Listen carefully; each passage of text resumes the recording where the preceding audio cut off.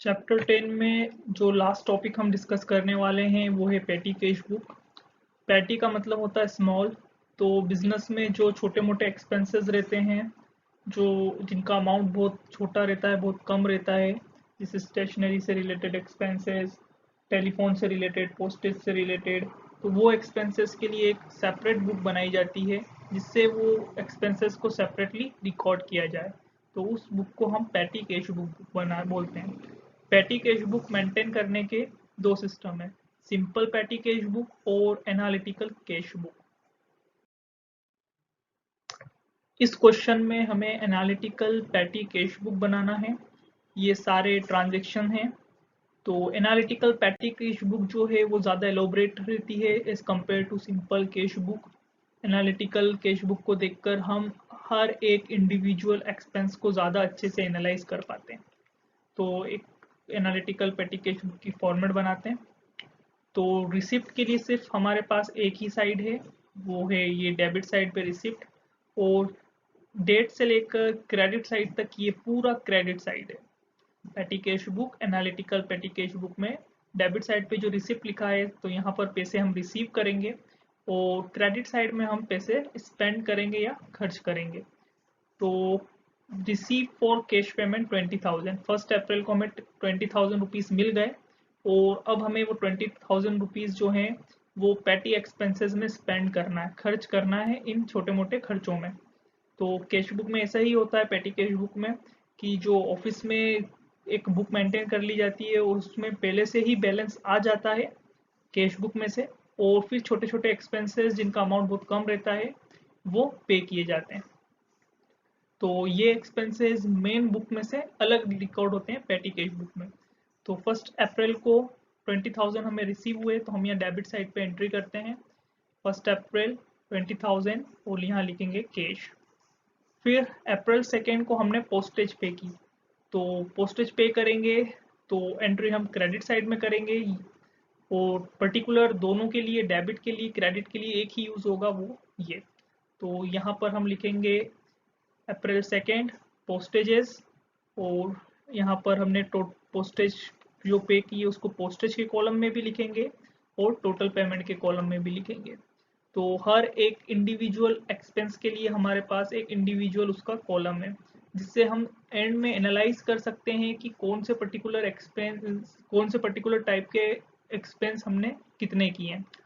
ये voucher number है। Voucher number जो है वो ट्रांजैक्शन का एक सोर्स रहता है, डॉक्यूमेंट रहता है जो ट्रांजैक्शन को एविडेंट करता है। जैसे पोस्टेज खरीद, जैसे हमने कोई एक्सपेंस पे किया या पोस्टेज खरीदी, तो उसकी रसीद या कुछ ऐसा एक्सपेंस जो ये वेरीफाई करे, ये ऐसा कुछ एविडेंस ये वेरीफाई करे कि ये इस टाइप का एक्सपेंस किया गया है, तो उसको हम वाउचर बोलते हैं। तो कुछ चीज़ों की जो है हमें एविडेंस नहीं मिलते या रिसिप्ट से स्लिप नहीं मिलती, रसीद नहीं मिलती, तो उसके लिए हम वाउचर क्रिएट करते हैं। नेक्स्ट है पेड स्टेशनरी। तो यहाँ पर अप्रैल 5 लिखेंगे, स्टेशनरी लिखेंगे, टोटल पेमेंट कॉलम में लिखेंगे और स्टेशनरी की कॉलम में भी लिखेंगे। फिर है अप्रैल 12 पेड वेजेस।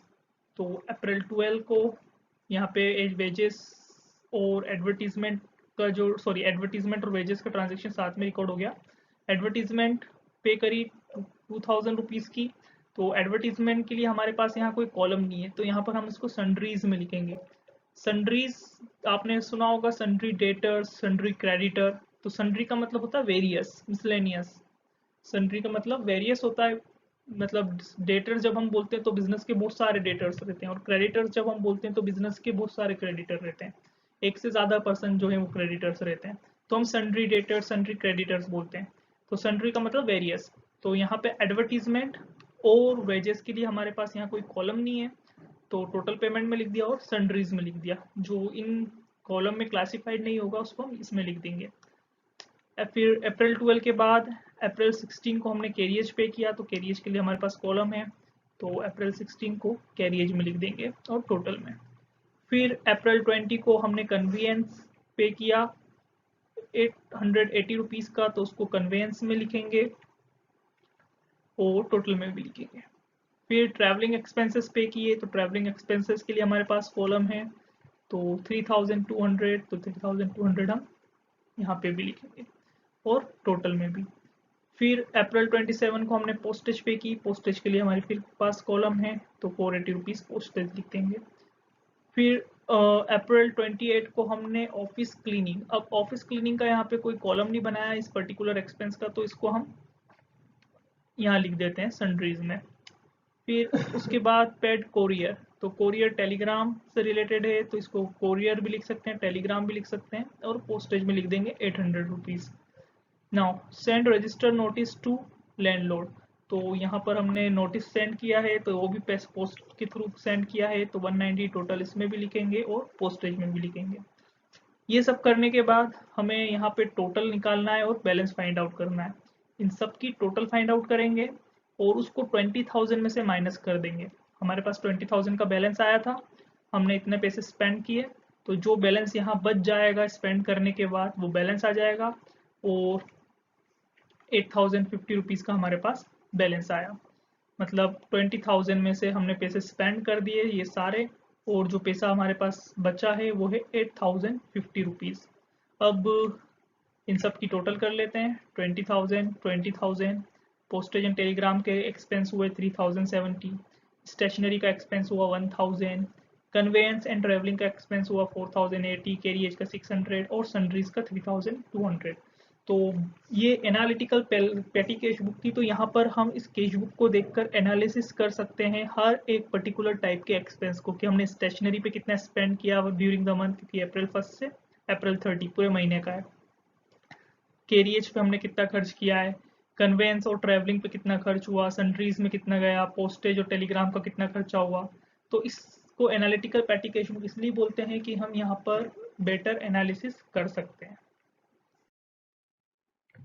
इस क्वेश्चन में हमें सिंपल पेटी कैश बुक बनाना है जो कि वीकली फ्लोट ऑफ 3,000 पे मेंटेन होगी। यहाँ पे वीकली फ्लोट ऑफ 3,000, और इसको हम कुछ केसेस के अंदर, वो एक नेक्स्ट क्वेश्चन में आएगा उसमें डिस्कस करेंगे। मतलब 3,000 का बैलेंस हर वीक मेंटेन किया जाता है। जैसे 23 से 28 को 23 को 3,000 रुपीज़ का कुछ बैलेंस होगा, फिर मनी स्पेंड होने के बाद जो बैलेंस बच जाएगा उसमें कुछ पैसे को और ऐड करके वापस से उसको 3,000 कर दिया जाएगा। फॉर एग्जांपल सपोज 23 मई को 3,000 बैलेंस है, ठीक।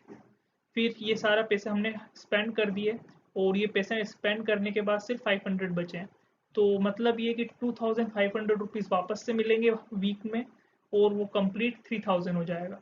फिर वापस से हम स्पेंड करेंगे, पैसे यूज़ हो जाएंगे, फिर कुछ जो बचा हुआ पैसा होगा उसमें कुछ पैसे मिलके वापस वो 3,000 हो जाएंगे।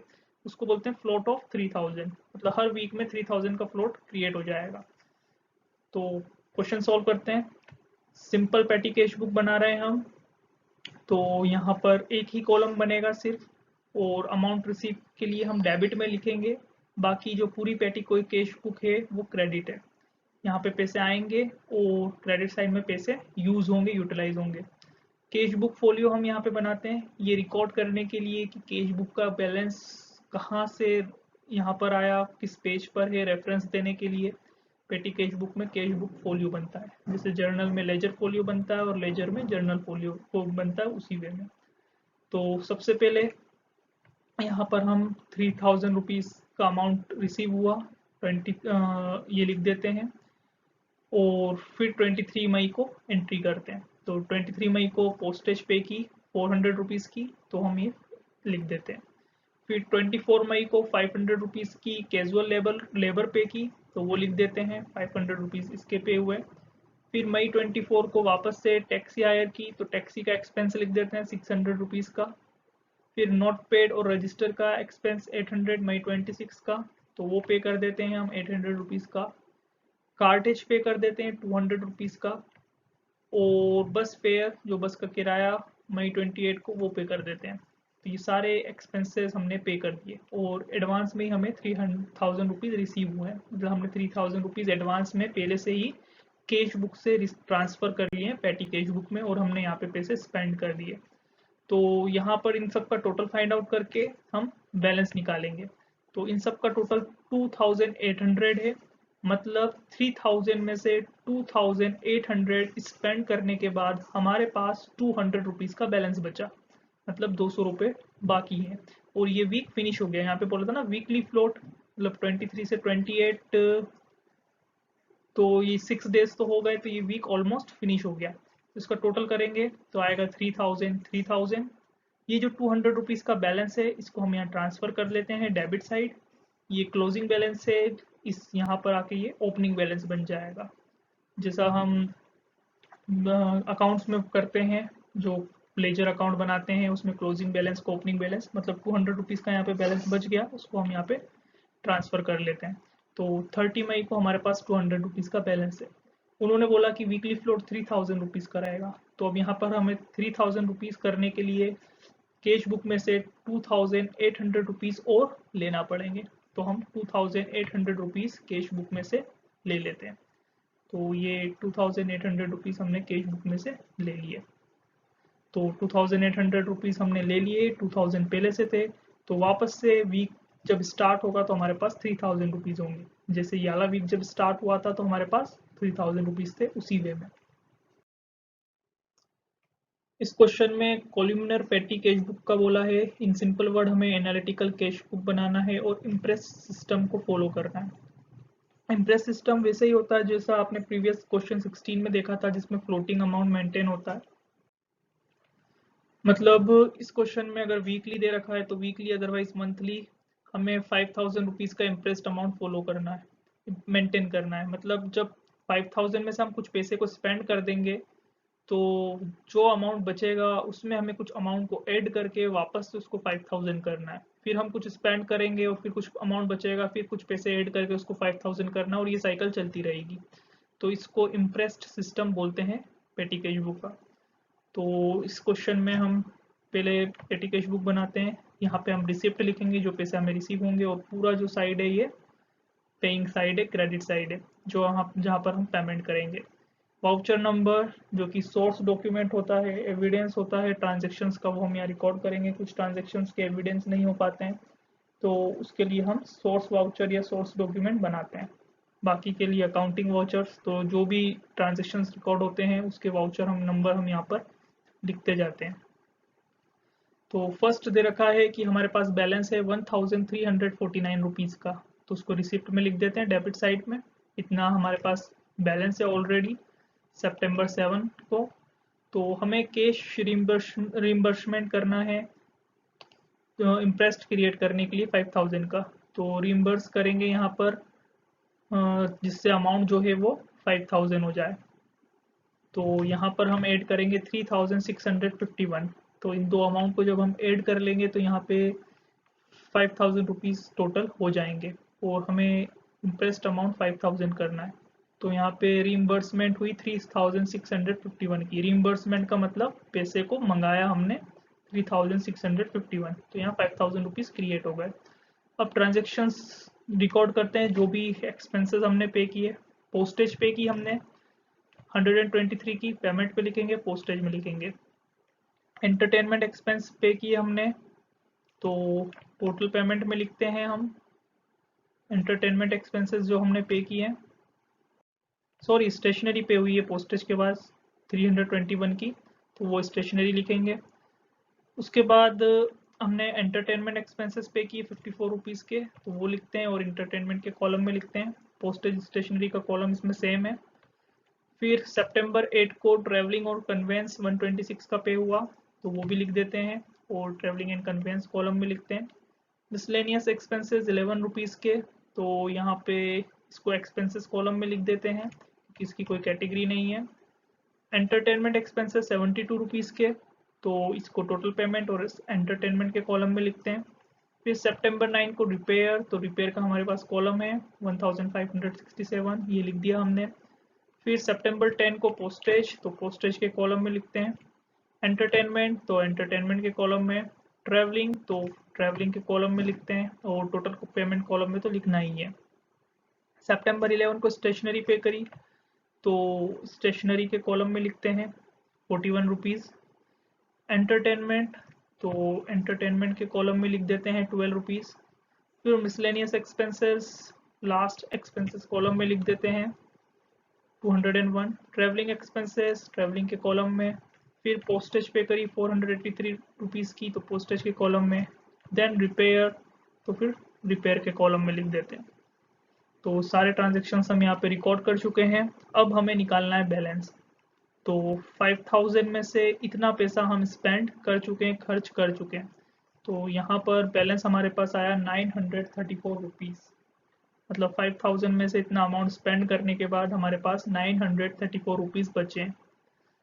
तो यहाँ पे टोटल 5000 लिख लेते हैं। 100 इन पोस्टेज स्टेशनरी का टोटल करते हैं 1142। एंटरटेनमेंट का टोटल करते हैं तो 265। ट्रैवलिंग एंड कन्वेंस का टोटल करते हैं 850। रिपेयर का 1597। Expenses miscellaneous expenses 212। तो ये जो बैलेंस आया 934 रुपीज़ का, इसको हम यहाँ ट्रांसफ़र कर देते हैं। जैसे ये वाला बैलेंस 1349 भी पहले तो इसके प्रीवियस वाले वीक से ही यहाँ पे ट्रांसफ़र हुआ होगा, वैसे ही 934 का बैलेंस भी यहाँ ट्रांसफ़र हुआ। तो यहाँ हमें इंटरेस्ट क्रिएट करना है 5000 रुपीज़ का। तो 934 में 5000 को माइनस करेंगे तो जितना पैसा कम बचेगा 5000 का मेंटेन करने के लिए, वो पैसा हम यहाँ पे लेके आ जाएंगे। तो 4066 रुपीज़ यहाँ पर कम है। तो कैश बुक में से 4066 रुपीज़ हम यहाँ पर पेटी कैश बुक में ट्रांसफ़र कर लेंगे। तो 13 को वापस से बैलेंस जो है वो 5000 हो गया। अब आगे जो ट्रांजेक्शन्स रिकॉर्ड होंगे वापस से ये बैलेंस यूज़ होगा, फिर जो बैलेंस बचेगा उसमें वापस से कुछ अमाउंट ऐड होकर वापस से वो 5000 हो जाएगा। इसी सिस्टम को हम इम्प्रेस्ड सिस्टम और इम्प्रेस्ड अमाउंट जो है वो 5000 बोलते हैं।